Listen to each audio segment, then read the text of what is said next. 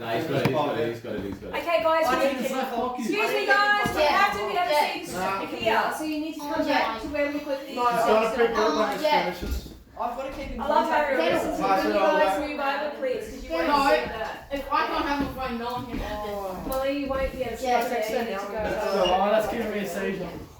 Molly, you won't see from there. We've got to be able to see. Jet, you'll have to move. Yeah, come in. Okay, come on, guys. We've got someone amazing just standing here waiting to be introduced.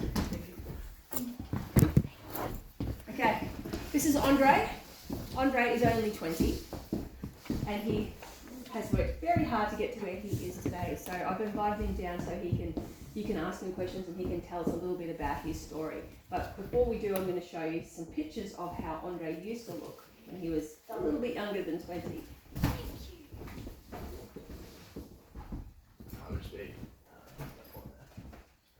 Okay. Can I let you do it? Yeah. Did you all say hi, Andre? No.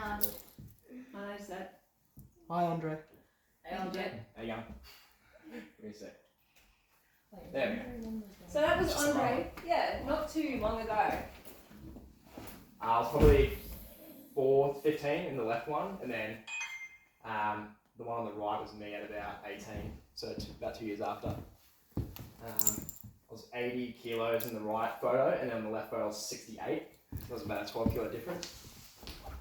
Then the next one, I was about 70 kilos on the left, and that was me probably about a month ago, about 94. So between the one on the left and on the one on the right, gone from 68 to 94 kilos, so about 24 kilo difference in about 3 years. In muscle, obviously. Yeah, so, and then that's the last one there. And that's just before that was actually probably 6 months into training, and then that's probably the most recent photo I have. So 24 kilo difference there, but yeah, I did that, made a lot of mistakes on the way to get there. Bit of a journey, but yeah, about 3.5 years difference between those two. So yeah. So I remember when I knew you when you were quite young, and you're always very skinny. Yeah. So I was you very were skinny when growing up. So yeah. So you had to work really hard to be able to get to where you are. Of course, today. yeah. Very skinny pretty much my whole life. I used to just play computer games all day, didn't really do much sport or anything, and then got a passion for gym, and then just went from there. So yeah. So what are some of the things that you did when you made that decision that you wanted to reach that particular goal? So did you work out like some goals? Did you say I'm going to do some goal setting, or did you just go I just want to be Yeah. So I was at when I was 16, I was in my classroom, and we had like laptops because I was at King's, and I was just kind of bludgeoning off just watching YouTube, not really doing the schoolwork. But started watching videos, and I'm kind of sick of being skinny. I want to put on some size, because all my mates were bigger than me. I was playing rugby at this point, and I was smaller than everyone. I was like, oh, you know what, I need to put on some size. So I searched up on YouTube how to gain some size. Arnold Schwarzenegger, obviously, and he just said, do this, do that. Started doing that, and then just went from there. I was training 6 days a week for a while, but now I'm just doing 3 days a week. Yeah, pretty much just got sick of being skinny. We're gonna put it that simply. So yeah. And did you have to adjust your goals a lot every time you achieved one of them? Yeah, well, it's a bit weird with bodybuilding because you kind of don't have a goal, but you kind of do. So what I mean by that is you'll get to the goal you set out originally, and then it's you're not really satisfied, and you just kind of keep trying to build off of that. There's nothing really wrong with that. Some people think it's a bit of a problem, but I think it just keeps you working hard, keeps your work ethic up, and it translates into other things in life as well, never being satisfied with where you're at. Because you can just get comfortable, you can just keep doing the same thing every day. But how I train now, it's I have to push myself every single training session. It's not just the same thing every time. And you can translate that into life. You get a bit stagnant when you're doing the same thing every day. You're not really going to go anywhere. You just remain comfortable all the time because nothing happens when you're comfy. Growth only happens when you're uncomfortable.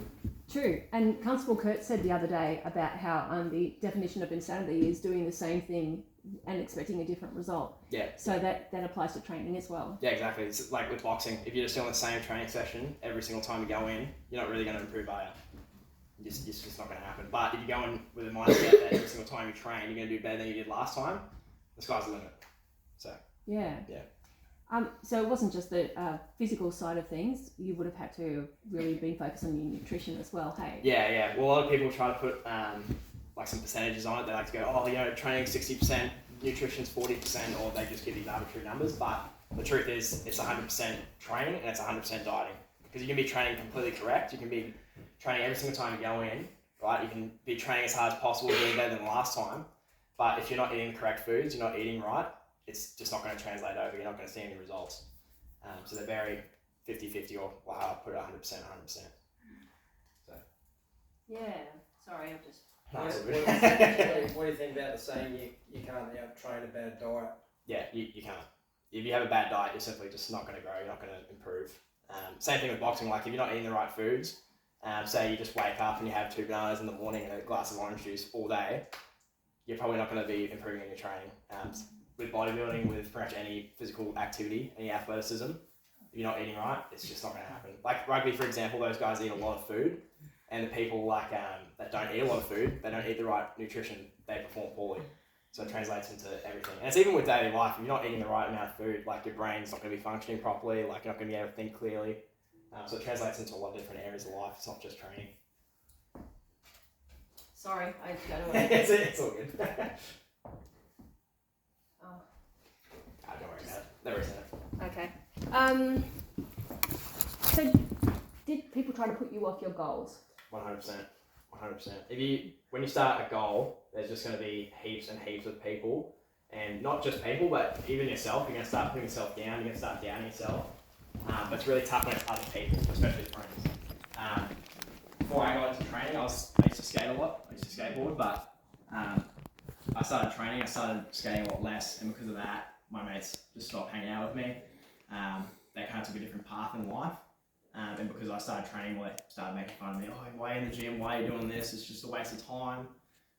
Same thing with boxing. Same thing with anything you're passionate about. People are going to always put you down. And sometimes that even gets to yourself and you start doubting yourself. You start going, oh, am I really good enough for this? Is this really worth my time? And the truth of the matter is that you don't know unless you try. You're never going to know unless you try. Like, say you're like really scared to play footy, for example. And you're like, oh, you know, I'm going to be so bad at playing footy, or, you know, I'm going to be super bad at skateboarding, I'm going to be super bad at boxing. You don't know unless you try. You don't know unless you give 100%. So it's not just with training, it's with life, it's with everything. So. Sorry, I'm just going to get done and fix it. It's all good. Do you guys have some questions at the moment about the training or nutrition? Or goal setting? Was it like really hard, like switching up your diet, like at a young age? Yeah, it was very hard because my diet before I started training, I was having about a litre of Mountain Dew every day.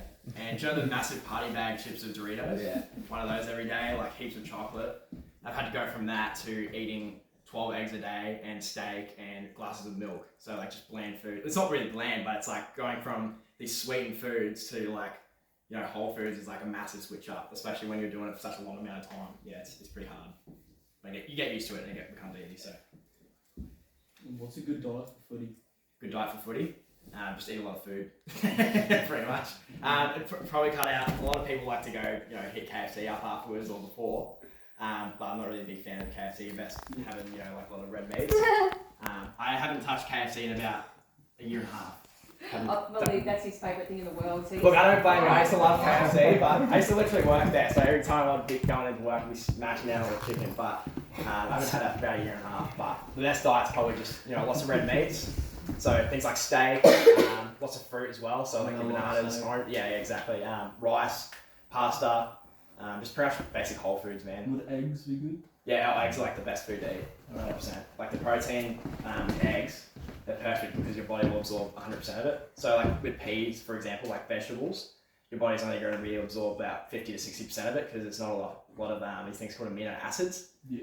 But with steak and eggs, they have every amino acid. So every bit of that protein you're eating, your body's absorbing full of it. So. Thank you. Jesse. What if you want to change your diet, but like you don't like the foods that you don't have to eat before you die? Some people get caught up in like, oh, you can only eat steak or you can only eat pasta. It's really just down to what you like at the end of the day. For me personally, I like eggs and steak, so it's a bonus for me. But say you don't like steak, but you like pasta. No, I don't like eggs. You don't like eggs? No. That's fair. But you know, you can just find foods that you like and you just stick with them and kind of, it keeps you consistent as well. Because like with me, because I only like such a small group of foods, like, you know, like I was saying, steak, eggs, milk, all that. I just pretty much have that throughout the week. But just find foods you like and that you can up the portions of. So instead of having a small bowl, a big bowl of pasta or whatever, and just up the portions of it, yeah. But some foods that you like that will help you to reach your goal. Yeah, exactly. Like if food you like is McDonald's, probably not the best thing because it's not very healthy for you. But find some nice healthy foods you like and just keep hitting those. Is it right to have it occasionally? A bit of Macca's? Yeah, of course. Yeah, if you want to have KFC like once a week or whatever, that's perfectly fine. It's just when it becomes a regular thing, that's a main thing in your diet. It's not I very keep good for looking you. at my leg. Just Yeah, but is chicken good? yeah, no, chicken is good. Yeah, 100%. The thing with chicken though is it's very Not you got your chicken, yeah, so you got your Oh. macronutrients. So you got like your fat, protein, and carbs. The thing with chicken is it's not very micro dense, so it doesn't have a lot of vitamins or minerals and things like that. Whereas things like steak and eggs, it's just packed full of micronutrients. Yeah, I love steak and eggs. It's just that we don't really get steak. That's why Yeah, it smells so yeah. bad. Because I was eating like 2 eggs a day and then going to 12 a day, like a literal whole carton, is like a big Jesus. change up. Yeah, it's a lot of food, but. But how do you like, how many, like, do you have lunch, breakfast, lunch, dinner, or do you have like breakfast, snack? Yeah, so like, a lot of people will be like, oh, you know, 4 or 5 meals a day. I just have 3 meals a day, but just up the portions. Because a lot of people think, oh, you know, you're going to be having such a large amount of food, but for you to gain 10 pounds of muscle in a year, you need to eat 6,000 calories in surplus over the entire year. It's like, well, what does that mean in a day? Well, in a day, you just have to eat 14 calories over what you usually eat. That's it, 14 calories. So that's like an extra egg or something. Wow. Yeah, so it doesn't really take too much, just 10 pounds. Can you imagine like 10 pounds of steak like on a table? That's a lot of steak. That in a year for just eating an extra 14 calories a day is a lot. So yeah, you don't actually have to eat too much. But as you get bigger, because I've gained 24 kilograms, I have to eat a lot more food because I'm feeling a lot more in my body. So I put on a lot of muscle, so yeah. Do you ever still find yourself like when you're eating, it's too big of a portion, like you're eating too much, or are you at the stage now where it's just every meal just gets so down easy? there was this one period of time where I was trying to gain as much size as possible, and it's about a year and a half ago, and it got so ridiculous my diet at one point. After the gym, I would make a shake and I'd put like 8 to 10 raw eggs in it, like 500 milliliters of straight full cream milk, like 5 scoops of ice cream. It was probably about 2,000 calories in a single drink, which is like most people's daily intake. And I'd have that after the gym, and there'd be some days where I would just like vomit it out. I feel like I was gonna vomit because it was just way too much food. My body couldn't handle it, so it doesn't really do much good for you, just damages you. So yeah, 100%. You said that were people who try to put you off. A lot of the time in life, people don't realise that they're trying to do that. Hey, like especially if you're going to do something to better yourself, your friends are like, well, I'm not prepared to put in that work, so I'm just going to make you feel like you shouldn't do it. Did you find that type of thing? Yeah, exactly. People that were your friends? Yeah, like, because back then all my mates, they didn't gym, they didn't do anything, they just skated and, you know, just bludged off all day. And then eventually I was like, you know, I'm kind of sick of this, I want to improve my life, I want to look better, I want to do this and that. And then, you know, you kind of realise who your friends are at that point. Are they really your friends? Because what good friends are is they want the best to go out. You know, if you're hanging out with people that, you know, you start switching up and you go, oh, you know, I want to start putting more effort into footy, or I want to start putting more effort into boxing, and they go, oh man, what the heck's wrong with you? And they start putting you down, they're not your friends. Simple as that, because your friend's going to want what's best for you. If you have a friend that's just constantly putting you down, that's not a friend, that's just a bully. Yeah. So, yeah. You need to sit.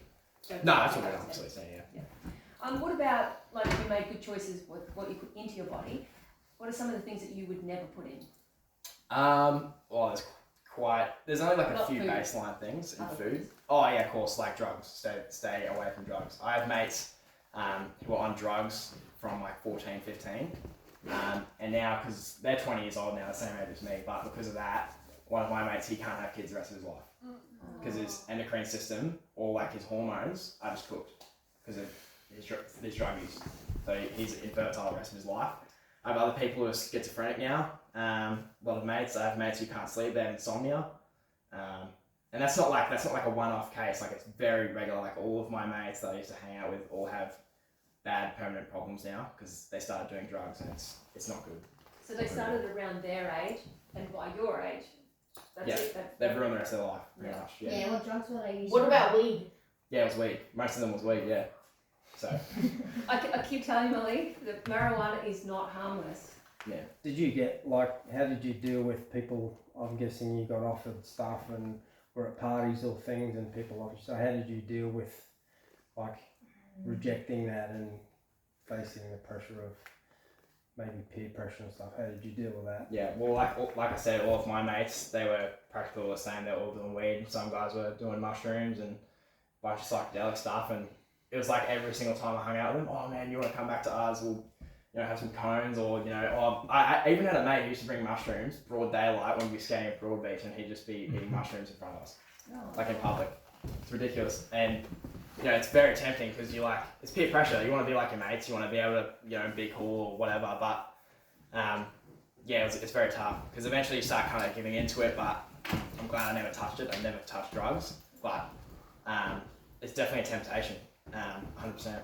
It's just like anything in life. You get tempted by KFC, drive past KFC and you're like, oh man, Zinger box would go so hard right now, but it's like anything. But at the end of the day, you got to think about the consequences, and it's not just consequences like getting arrested or whatever. The consequences is actually the rest of your life. Like I said before, my mates, some of them are schizophrenic and they're gonna have to live with that the rest of their life. I have mates who are insomniacs; they can't sleep no matter what they do. Sleeping pills can't even do it. Like I said, I have a mate who can't even have kids the rest of his life because of it. So, like, you guys know, like, man boobs, like how guys, like, they start growing, like, fat in their breast. He gets that because he was smoking weed so often, and because his hormones are just cooked now. So, yeah, it's really bad. It is sort of funny, but it's bad. How long have you been lifting weights on? About 3.5, 4 years. So when you, along the journey, did you, like, realise that you'd made a mistake or you felt like you'd failed, and how did you deal with that? Yeah, so it's very regular. There's some days I walk in the gym and I'm like, man, is this really worth it? And I look back at my progress and I'm like, it definitely is worth it. But it takes a lot of hard work. Like when I first started training, I was training 6 days a week, so that's a big commitment. 6 days a week of your life for about an hour to 2 hours a night is a massive commitment. But now I've changed up my training. It's a lot more smart. I just train 3 days a week for about 30 minutes each time. It's about an hour and a half a week, and that's all you do. But it's that training in that 30 minutes that's very, very hard. It's a big mental battle because every time you go in, you're looking to push past what you did the last training session, so it's very difficult. Like at the start when you first started doing it, was it like really like did you want to quit because like you thought like you weren't like gaining any muscle or anything? Yeah. So about a year and a half, 2 years ago, after 2 years of training 6 days a week, I was doing a lot of what's called high volume. So I was doing 3 to 5 sets in exercise. And when I got to about that 80 kilo mark, I just stopped gaining weight. Just wasn't having any progress. I'd probably gain like 0.2 pounds in a 3-month time span, which is like nothing. That's like not even half a kilo. And yeah, it got like super, super like discouraging because I was like, man, is this like my genetic potential? Is this how much like I can gain? And eventually I just came across this training, which is like you need to lessen your volume, so how much you're doing, but increase your effort. So like say in just one set, say I'm doing bench press for example, instead of doing 3 to 5 sets, it's just one set with 100% effort until I can't lift it anymore. And that's when I started gaining more. And I gained actually more in a year of doing that than I did in 2 years of doing my other training. So there's always room for improvement. It's never ever stagnant if you've got the right mindset. So out of everything you said, everything comes down to choice every day. So a choice of what you put into your body, how hard you work, setting your goals, saying no to people and the peer pressure and stuff like 100%, that. 100%. It's a daily choice. Like you can either quit or you can keep going. There's 3 gives. You can either give up, give in, or give it all you got. That's the 3 choices. Sorry, I'm sorry, I can't work it out. Yeah, Malay. Get in there, Malay. But yeah, there's heaps of people in my life. Like I had a best mate who he was a physiotherapist and he was very discouraging because I'd be mid-workout and he'd be like, oh, your form's wrong, or you're doing this wrong, or you should be doing this. It's like at the end of the day, you know what's best for you. and it's down to you to make the choice. It's like you can either continue what you're doing, or you can switch it up and go against the grain and reap the rewards of it. Because you're just doing a bunch of self-destructive things like, doing drugs or eating bad food, that's eventually going to catch up. When you're young, you think you're invincible. I definitely thought I was. I was eating the worst food possible. A litre of Mountain Dew a day, and do you know those Nestle Crunch chocolates? I used to have one of those as well as a bag of Doritos every day. Every single day. Every single day. And you just watch TV. Yeah, that's it, and played video games. Like, I didn't really do much, didn't even play sport. So I went from that to being like, I'm not touching that stuff ever again. It's kind of like a big reset, pretty much, and changed it around completely 180. Yeah, it's a daily choice to get up. Even now, when I'm like, this is my lifestyle, this is my hobby, I still get up every day and I'm like, man, should I keep doing this? I don't feel like eating this food. I just want to do this. But at the end of the day, it's discipline. If someone was just going to get started on, like a journey of going to the gym and that sort of stuff, what sort of basic advice can you give them just like for getting started? Probably the best thing you can do is just go in the gym, because look, if you've never been in a gym before, some people get really scared. They're like, oh, people are looking at me. It's like, people aren't looking at you. The good thing is when you first start is because you don't stand out much, people aren't going to be looking at you. So you're kind of going to go unnoticed in a good way, and that's good because you can just put your head down and work. But the best thing you can do is not care what anyone thinks and give 100% effort.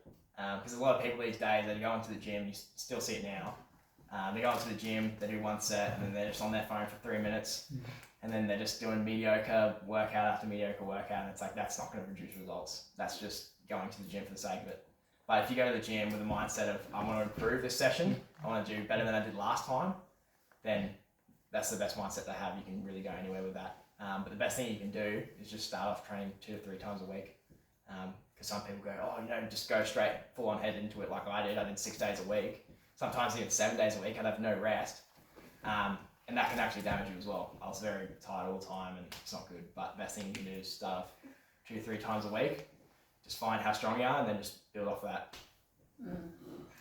You've got a really awesome family, but for people who don't have a good support network like that, would you say that it's really important that you get some good people around you to help keep you on track? 100%. Yeah, 100%.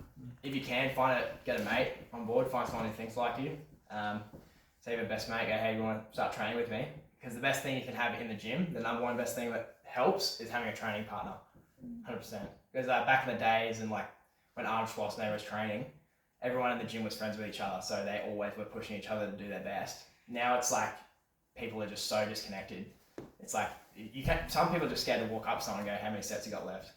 So the best thing you can do is have a training partner, 100%. That's the thing I wish I had when I started, is a training partner. First, even now, I train by myself. I haven't regularly had a training partner or anything. I've just always trained by myself. And the one thing I regret is I wish I had a training partner, 100%. What do you think of pre-workouts?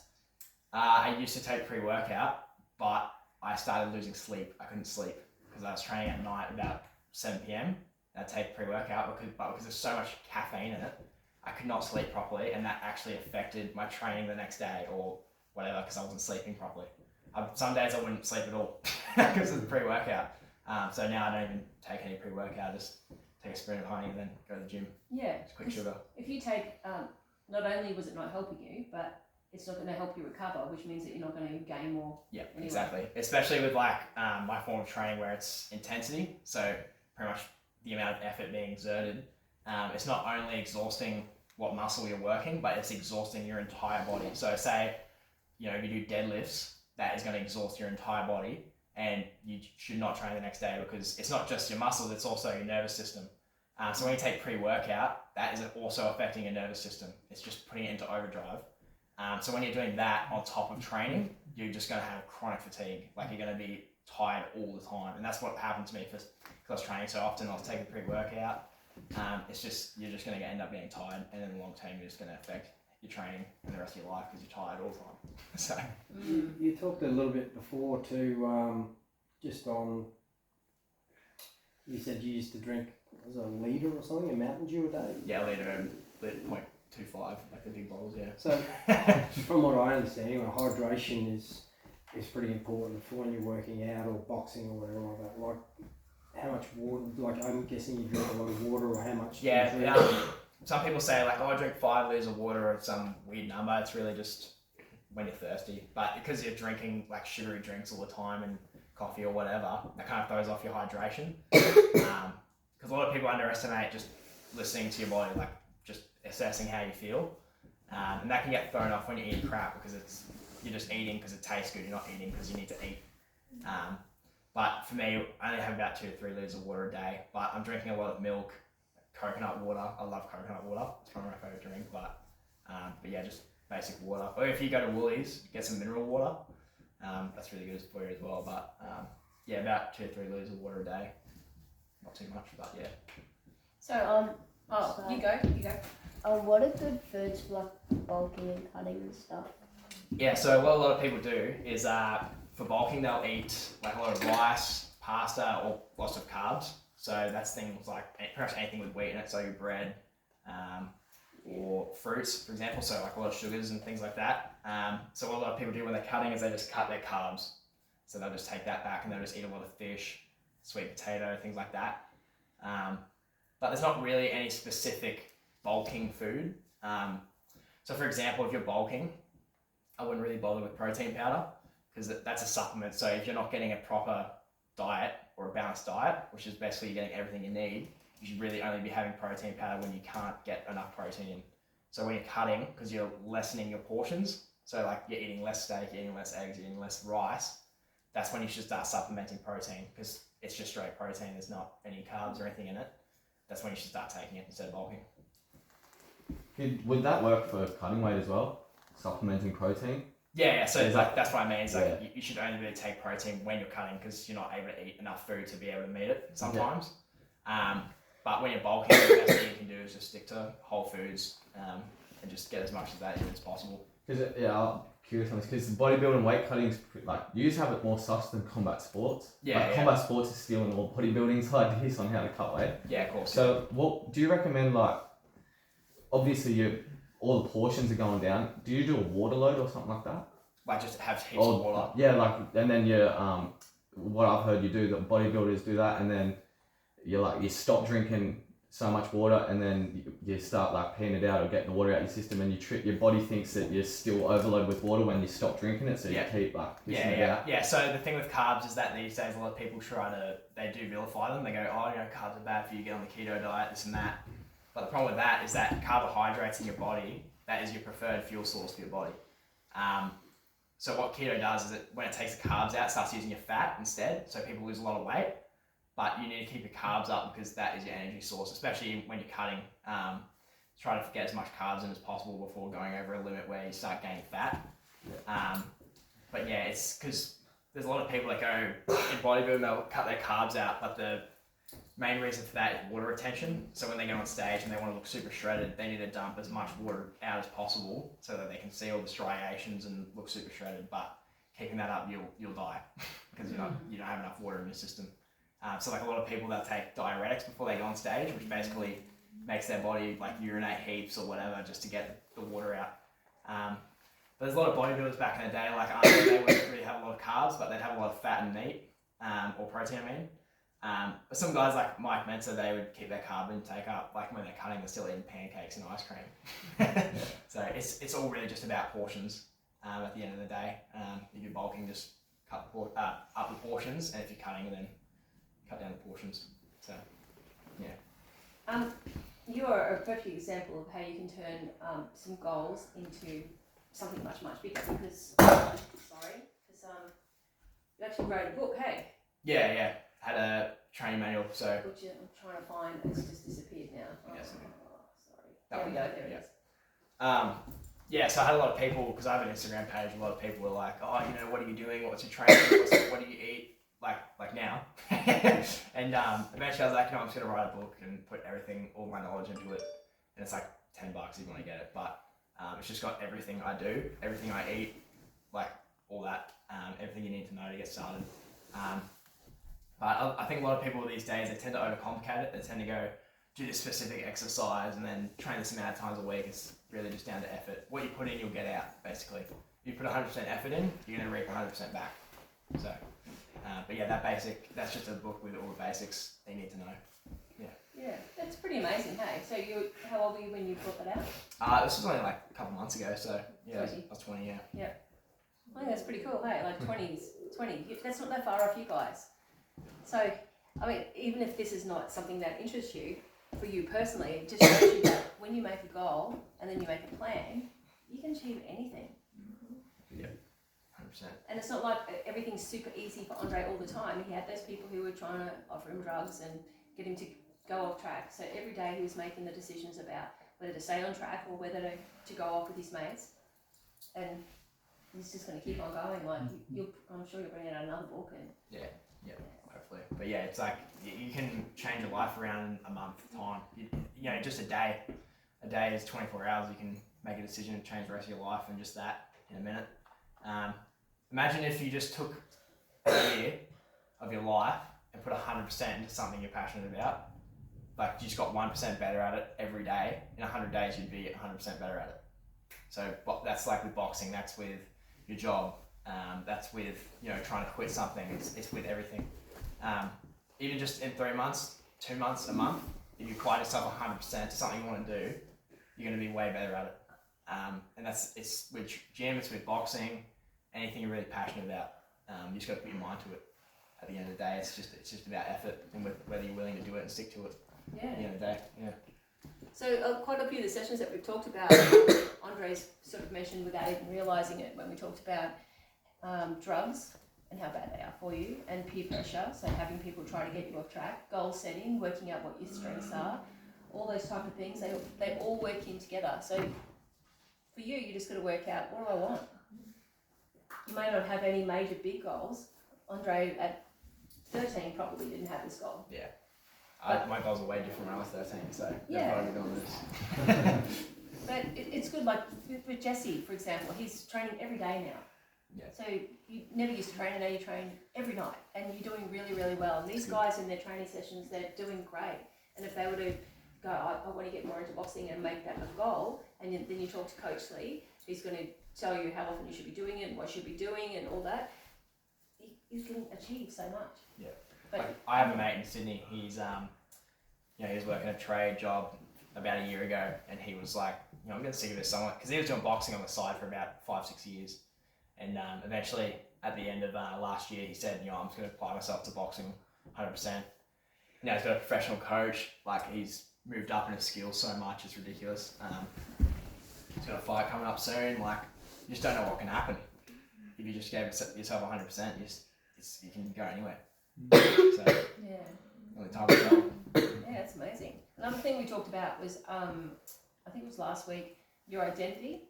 So, and you will often be judged by the people that you hang around with. So you would probably surround yourself with more positive, healthy people now rather than when you were in your gaming sort of stage. 100%, yeah. Well, like with bodybuilding, I surround myself with other bodybuilders. You want to get guidance from people as well who have kind of done what you're looking to do.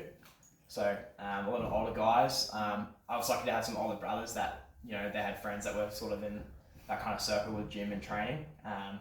So just get around people that think like you, or are at least doing what you're doing, and they can help you achieve your goals. Because there's no iron team. People say it all the time, but it's true. I did it alone, but there's a lot of points where I had to seek guidance. I didn't do it 100% on my own. I had to research things. I had to listen to guides from other people. I had to get them to tell me how to train. So yeah, like a lot of even Arnold Schwarzenegger, he said in a popular speech he had about 2 years ago, he's not a self-made man. When he came to America from Europe, he had people give him cutlery, he had people give him a place to stay, they had people give him a gym membership, and they had people tell him how to train and helped him train, and were training partners. The best thing you can do, and like I said before, I regret it, but I wish I had a training partner, I wish I had more guidance. Just need to get around people that think like you. And there's going to be periods of times where you feel lonely. You're going to feel like I said, you're going to doubt yourself. You're going to be like, man, just I've got no friends or this and that. But then eventually, like, the work's going to pay off. The hard work pays off at the end. Yeah. Well done. That's pretty inspirational, I reckon. Yeah. So no other questions for Andre? It doesn't have to be about the exercise and You can nutrition. ask me anything. Did you take steroids or something? No, I'm natural. I don't take steroids. I know some people who do, but even that, like steroids, is not a good thing to take.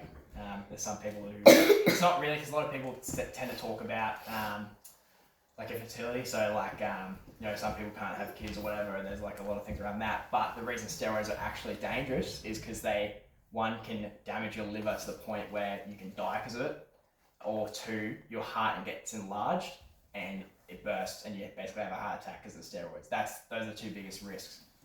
There's a lot of bodybuilders who don't live past the age of 40. Like bodybuilding is not a healthy sport, and the only reason is because people take steroids. But so people, for example, back in the day, about the 70s and 80s, that was called the golden era of bodybuilding. So Arnold Schwarzenegger, he's nearly 80 years old. He's still going strong. He had a mate, his training partner, Franco Columbo. He died at 89 about a year ago.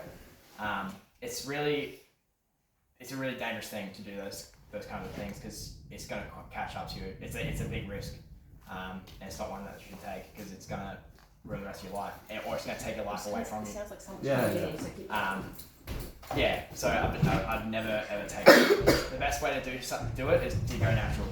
I know some people who, before they even started training, got on steroids and then started training, and that's not a good thing to do, because there's even other risks besides like death. There's people who get back knee, like really bad.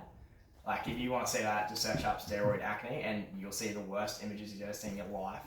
They get cysts all over their body, like you know like blackheads. They're like massive blackheads, and they get them all over their chest and back because of steroids. It's the worst thing ever. Yeah, it's not just the other risks that people talk about, but you can actually die because of them. So it's not good to do them. I don't take them, but yeah. Any other questions? I do. Who's your dad? What? Yeah. Yep, Constable Kurt. It's Andre's dad. Would you have ever picked that? No. He used my nickname before, and I was like, oh. Yeah. He's still weekend. That's Stare right up. Just stare at Yo, that's so random. Well, no, I have to say I'm very proud of Andre. He actually suffered a bit of bullying and rejection at school as well, and he took it off his own bat to do something about it, and joined the gym and didn't need me pushing him or going with him, and he went and did it all by himself. And because my thing with bullying is, you know, I'd love for bullying to stop and never exist again in the world, but it's happened to me at my work, it happened to me at school, it might have happened to you at school, and the key really is to building some sort of resilience and finding an outlet for it. So whether it's the gym, boxing, doing something healthy to overcome those things. Yeah, Andre's done extraordinarily well, very, very committed and disciplined, but he's no different to any of you guys. He just started with day one. Make one day, day one. So if you want to begin that journey of change, that's what you do. Sometimes as well, like I was going to say, like, you know, yeah, like my dad said, I got bullied in school, like heaps. I had my whole rugby team bullying me. The whole team. I was in first 15, so that's like 18, 19 people picking on me every single day. And then we'd be at training, they're picking on me, they're, you know, because I was smaller than them, they'd just run the ball straight at me and I'd, you know, get owned. But that was the best thing that happened to me. It was, yeah, it sucked in the moment. I was like, man, this freaking hates, I hate this, I hate my life, blah, blah. But that was the best thing that ever happened to me, because if that didn't happen to me, I wouldn't be where I am now. Yeah. I wouldn't be where I am now without it. But that was because of how you chose to handle it. Yeah, exactly. You can either choose to be a victim or a victor. Yeah. So you can either choose to let it get to you, or you can go, you know what, I'm going to do something about it. And for me, that was, I'm going to go to the gym and train and change how I look, you know, improve my life, rather than just being stagnant and, you know, wallowing in my sorrow all the time, being sad. But yeah, that was the best thing that happened to me. You know, I got bullied pretty much from year 6 all the way to year 12. So 6 straight years of bullying. it was not good, but thank God every day it happened to me, because if it didn't, who knows where I'd be. I'd probably still be with my mates, probably doing drugs right now, if that didn't happen to me. I wouldn't be sitting here talking to all this. So you just never know. So you can always turn something negative into something positive. 100%. It's definitely hard to do on your own. It helped with you, I think, because you've got such an awesome, supportive family. But for those who don't, find someone who's going to help you. Yeah. You can come to see us. We already said the other day that Kurt said he's happy for you to come down and see him because he doesn't want to have to get to know someone because they've broken the law. He's happy to help in other ways too. 100%. You guys obviously know Mike Tyson, don't you? Yeah. Yeah. So Mike Tyson, this was about a year ago. He posted a video of his son sparring, his teaching his son how to spar and going through a training drill with him. And someone asked like, "Oh, he'd be the next Mike Tyson. He's going to be the next you." And he said, "No, he won't. He can't." And they were like, "Why?" He's like, "Because he hasn't lived the life I've had. He hasn't been through what I've been through." That's true. That like his son will never be him because he's never experienced what he experienced. He never experienced all the bullying he had. Never went to prison. He never had those experiences. Because everyone knows like the Mike Tyson story, like you know, the pigeon story. Yeah. Mental. Yeah, exactly. Yeah, It's it's crazy. Yeah, have you read his book? Yeah, Yeah, it's I like just finished you it. know, it's a perfect book, man. It's great, but yeah, that because his son's never been through that, he's not going to be the next Mike Tyson. Because your experiences will define who you are, and what I mean by that is what happens to you. You can choose how you respond to it. So if someone starts bullying you, you know, you're this, you're that. You can either go, "I am that," or you can go, "You know what? I'm going to change my life. I'm going to defend myself. I'm going to, you know, improve my life." It's up to you at the end of the day. Yep. So. Yeah, that's great advice. That's so good. And a little bit what you're saying and what Cusble Kurt said as well. If there's any of you here who are making some choices that you know are not going to be good for you, for example, smoking weed, just saying, not saying anyone is, make tomorrow day one, because it might be too late today. If you haven't done it today, make today day one, the day that you're not going to do it. One little change. I've two of my best mates used to smoke weed all the time, but the difference between them and my mates is that they recognise pretty quickly this is not good for me. I had a mate, I was working out with him last night. He was telling me some of his stories he had from when he was smoking weed, and he said, you know, he was becoming insomniac, couldn't sleep some nights, started developing a bit of schizophrenia, but he What's luckily that? schizophrenia is like, you know, it's a bit of a range of different things, but you know, some people will think that there's people following them all the time. See stuff. Yeah, they're seeing stuff. They get paranoid. They hallucinate. You see, you hear voices as well, because I work with a schizophrenic man on the weekends, and he's always talking back to the voices. Yeah. So you imagine things that aren't there. So like there could be, if I was schizophrenic, I'd be seeing someone right next to me right now, even though there isn't. It's really really scary. But luckily, because he got off it early, he recognised this is not good. He's changed his life around, and he hasn't had any problems since. But he still deals with some problems sometimes mentally because of it. Yeah, it's really bad. And even some people enter psychosis, they just completely disconnect from reality. They don't know what is real and what's not. There's heaps and heaps of different issues, and it's a big risk doing things like that. It will change the rest of your life if you keep doing it. 100%. I was telling the kids about a true story that this guy in jail told me that his sister, the only thing he'd ever done was to smoke marijuana, and everyone thinks it's harmless. And that induced psychosis. She developed schizophrenia, and the voices told her to murder her children. So she did. Yeah. It's any form of drugs, no matter what it is. Alcohol. Some people say alcohol's a drug. I wouldn't even drink. It's all bad. Stay away from it as much as possible. You know, I used to go to parties all the time, and I'd be drinking at these parties and waking up the next day feeling like absolute crap. And then I kind of realised, like, do I really want to be doing this the rest of my life? Just going to parties and drinking and doing all that? It's like, no, that's just going to end up harming you at the end of the day. Yeah. It's not any benefit. It's not going to improve your life at all. It's just a negative. It's not going to do anything good for you. So. Yeah, that's great. Thank you. Absolutely. Can we get a photo with everyone? It sounded like someone was trying to get in before, because it'd be great to have that extra person actually taking a photo. But there's no one down there unless they've gone for a